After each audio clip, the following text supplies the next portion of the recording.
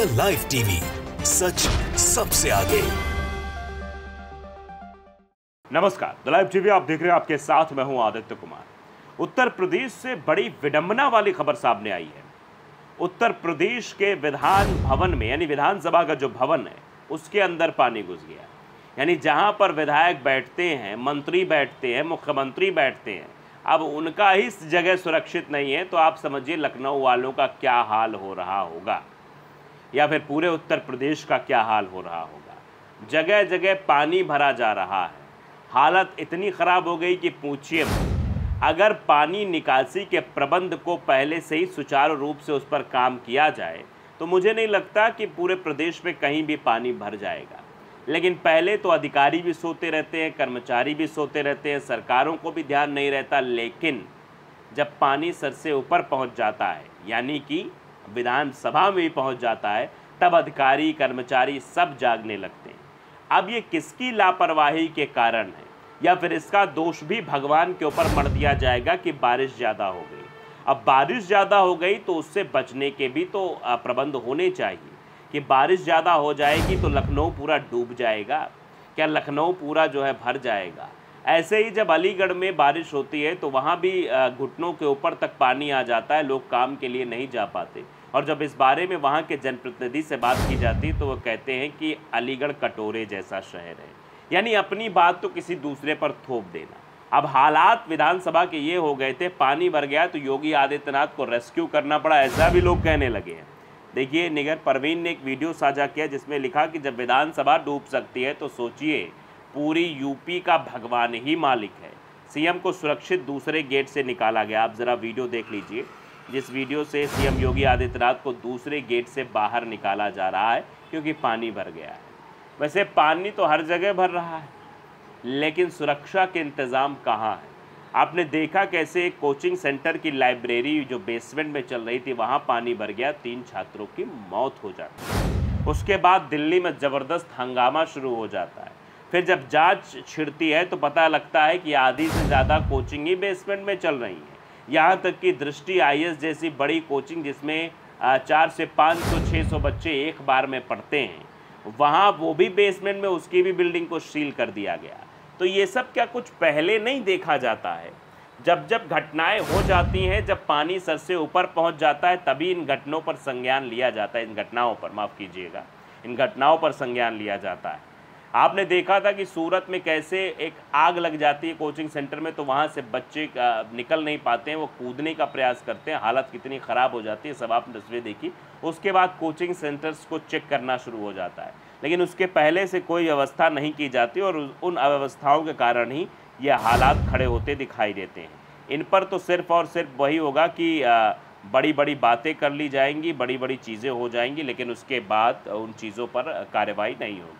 अब ज़रा देखिए पानी कैसे भरा हुआ है। एनडीटीवी ने भी एक वीडियो साझा किया, ज़रा वो वीडियो आपकी स्क्रीन पर देखिए, जहाँ कमांडोज खड़े हुए हैं और वहाँ पर देखिए कैसे उसके आसपास बिल्कुल पानी भरा हुआ है।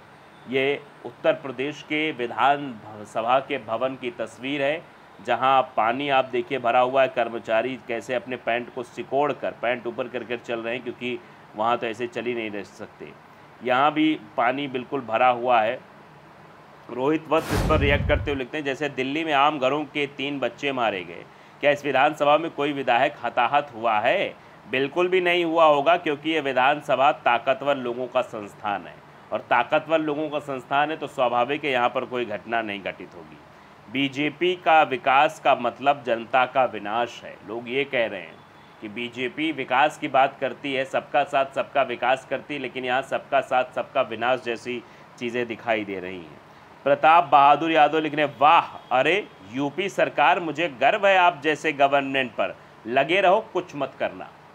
कटाक्ष देखिए लोगों का कि लगे रहो, कुछ करने की ज़रूरत ही नहीं, कुछ नहीं करना है। अमित यादव लिख रहे हैं, ट्रिपल इंजन की सरकार में अभी और विकास बाकी है। ट्रिपल इंजन आप समझ ही सकते हैं, नगर निगम में बीजेपी, विधानसभा में बीजेपी, केंद्र में बीजेपी, हर जगह बीजेपी होने के बाद लखनऊ का ये हाल है। ये और भी लोग हैं, सुधीर लिख रहे हैं कि जब लखनऊ विधानसभा के बेसमेंट में पानी भर सकता है तो दिल्ली में किसी बेसमेंट में क्यों नहीं। विजय सिंह लिख रहे हैं, अब किस पर कार्रवाई होगी? एनओसी चेक किया जाएगा। अब एनओसी चेक करने की ज़रूरत है। इसको चेक किया जाए और देखा जाए पानी यहाँ पर कैसे आ गया, कैसे भर गया। अब लोग कटाक्ष भी कर रहे हैं, लोग तरह तरह की बातें भी कर रहे हैं। पी कुमार लिख रहे हैं, यहाँ हमारे जवान सियाचिन में 20 फीट बर्फ में खड़े होकर देश की सेवा कर रहे हैं और तुम देशद्रोही विधानसभा में पानी में भी खड़े नहीं हो सकते हो। अब कुछ लोग ऐसा भी कह रहे हैं कि सियाचिन में जब माइनस के टेम्परेचर में हमारे जवान वहाँ पर सेवा दे रहे हैं, देश के लोग सुरक्षित रहें, तो आप लोगों को भी यहाँ खड़े रहना चाहिए, पानी में खड़े होकर विधानसभा चलानी चाहिए। लेकिन यहाँ तो ऐसा नहीं होगा भाई। मोहम्मद वासिम मालिक कह रहे हैं, ये बात अंधभक्त लोग को समझ नहीं आती है, ये नहीं समझ में आता है। बड़ी बड़ी बातें ज़रूर करते हैं, लिख रहे हैं कि झूठ बोलने वाले पाखंडियों को निकाला ही क्यों। मतलब ये चीज़ें हो रही हैं। और जिस तरीके से यूपी विधानसभा में पानी भरा हुआ है, ये अपने आप में बताने के लिए काफ़ी है कि हालात वहाँ पर क्या कुछ होते चले जा रहे हैं। लगातार जो है पानी भर रहा और अभी और भी जो है मतलब पानी भरने की आशंका है कि वहाँ पर जो है पानी भर जा सकता है। उत्तर प्रदेश में हालात और भी बदतर हो सकते हैं क्योंकि बारिश अभी और होने वाली है। देखिए, जागरण ने खबर दी है कि विधानसभा में घुसा बारिश का पानी, सीएम योगी आदित्यनाथ को दूसरे रास्ते से निकाला गया बाहर। उत्तर प्रदेश में विधानसभा सत्र के तीसरे दिन मूसलाधार बारिश होने की वजह से आफत बढ़ गई। बारिश का पानी विधानसभा के ग्राउंड फ्लोर तक पहुंच गया। मौसम विभाग ने लखनऊ में अगले 7 दिनों तक बारिश को लेकर पूर्वानुमान जारी किया है। लखनऊ के नागरिकों को अलर्ट किया गया है। मौसम विभाग ने असुरक्षित भवनों, पेड़ों के संपर्क में आने से बचने की भी सलाह दी है। अब हालात बद से बदतर होते चले जा रहे हैं। उमस भरी गर्मी के बीच बुधवार को लखनऊ में मूसलाधार बारिश हो रही है। इसका अंदाज़ा इस बात से लगाया सकता है कि ज़ोरदार बारिश का असर राजधानी स्थित यूपी विधानसभा तक भी पहुंच गया है। लखनऊ विधानसभा ग्राउंड फ्लोर पूरी तरह से बारिश के पानी से भर गया है। वहां पानी पानी दिखाई दे रहा है और सीएम योगी आदित्यनाथ को दूसरे गेट से वहां से निकाला गया है। स्कूटर से विधायक घर गए हैं। वहीं बारिश के बाद हुए जलभराव में गाड़ी फंसने पर निजामाबाद आजमगढ़ से सपा विधायक आलम बदी को स्कूटर से घर जाना पड़ा क्योंकि वहां पानी भर गया था। इसके साथ ही मौसम विभाग ने अगले 7 दिनों तक बारिश को लेकर पूर्वानुमान जारी किया है। विभाग ने आकाशीय बिजली गिरने और भारी बारिश को लेकर भी चेतावनी दी है। लखनऊ के नागरिकों को अलर्ट किया गया है। अनावश्यक घर से बाहर न निकलने की भी अपील की जा रही है। मौसम विभाग ने असुरक्षित भवनों, पेड़ों के संपर्क में आने से बचने की भी सलाह दी है। यूपी विधानसभा सत्र के बीच ये मूसलाधार बारिश हुई।